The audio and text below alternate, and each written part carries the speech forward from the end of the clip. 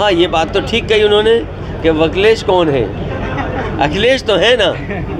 तो अगर ये बातें अगर कहेंगे तो समाजवादी पार्टी भी इन बातों को कह सकती है, लेकिन उन उलझनों में हम नहीं फंसना चाहते हैं। कमलनाथ जी से हमारे संबंध बहुत अच्छे हैं और नाम देखो इनका कितना अच्छा है। जिनके नाम पे ही कमल हो, जिनके नाम में ही कमल हो, तो अखिलेश ही कहेंगे और क्या, अखिलेश तो नहीं कहेंगे ना।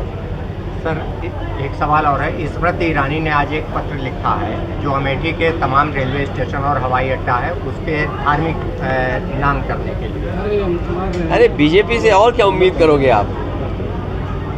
हम सब व्रत पे हैं, बीजेपी स्वीकार ही नहीं करेगी। और बीजेपी जो करती है वो किसको नहीं पता है। तो ये कोई नई बात है क्या?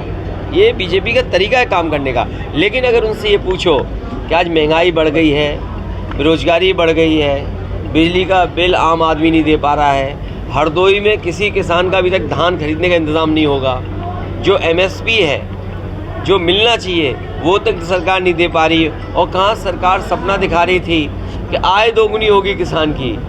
मैं अभी शाहजहाँपुर से चल के आया हूँ, लखनऊ से शाहजहाँपुर गया, डिवाइडर पे कोई नई व्यवस्था दिखाई दे रही है मुझे ट्रैफिक की। शायद यहाँ भी सड़क में वो ट्रैफिक की व्यवस्था देख रहे होंगे। तो सोचिए अगर ट्रैफिक व्यवस्था का सब इंतज़ाम किसी के हाथ में चला जाएगा तो लोग मरेंगे कि नहीं मरेंगे? हरदोई में भी लोग मरे होंगे। सर स्वामी प्रसाद मौर्य का एक बयान है हिंदू को लेकर, उन्होंने कहा ये फारसी शब्द है। हम सब हिंदू हैं। इसका मतलब आप भी हिंदू हो, हम भी हिंदू हैं। सर उन्होंने कहा इसका मतलब नीच और अधम है। इस तरह के कार्यक्रम पर क्या लाभ मिलेगा?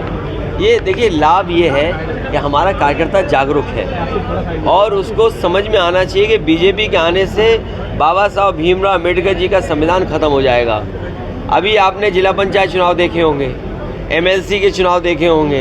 अब ये बात मुझसे मत पूछना कि सदस्यों को कैसे उन्होंने वोट ले लिया, BDC लोग कैसे वोट दे देते हैं, और किसी का पर्चा कैंसिल हुआ, किसी का पर्चा छीन लिया गया।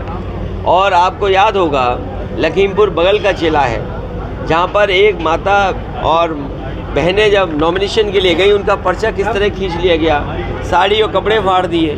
तो ये बीजेपी अगर आ गई तो बाबा साहब भीमराव अम्बेडकर जी का संविधान चला जाएगा। यही हम कार्यकर्ताओं को समझा रहे हैं। सर इंडिया गठबंधन का जो प्रधानमंत्री का चेहरा है उसको लेकर के आपकी पार्टी से आपको जो है, अगर इंडिया गठबंधन में आप प्रधानमंत्री तक पहुंच गए, अभी हमारे पत्रकार साथी कुछ और पूछ रहे थे, मैं आपको बधाई देता हूं कि इंडिया गठबंधन का ही प्रधानमंत्री बनेगा। सर जातिगत जनगणना को लेकर कांग्रेस भी मुखर है, आप भी मुखर हैं। क्या बात है, इतने सीनियर जर्नलिस्ट हो, जो राजनीतिक मुझे उम्र से आप लग रहा है कि आप सीनियर जर्नलिस्ट होंगे।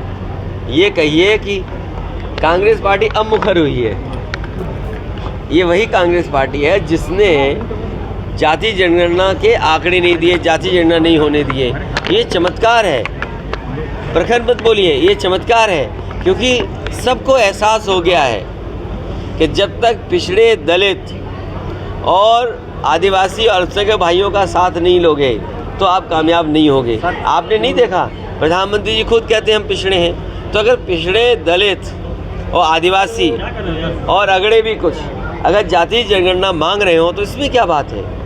तो ये तो चमत्कार सही है कि कांग्रेस पार्टी भी चमत्कार में आ गई और कह रही है उन्हें भी जाति करना चाहिए, क्योंकि उन्हें पता है कि वो वोट जो ढूंढते थे वो वोट अब उनके साथ नहीं है। सर तल्खी की यही तो वजह नहीं है? नहीं, तल्खी की वजह ये नहीं है। तल्खी की वजह मैंने आपको बता दिया कि अगर आजमगढ़ के साथ किसी पार्टी के लोगों का इमोशन है तो दूसरे पार्टी के लोगों को बड़ा सावधान होकर के बोलना चाहिए, क्योंकि अगर वो आजमगढ़ के लिए बोल रहे हैं तो उनके भी क्षेत्र हैं जिनसे उनका भी इमोशन है। अगर हम लोग उस तरह की टिप्पणी करेंगे तो आपके पास जवाब नहीं होगा। ठीक सर, थैंक यू।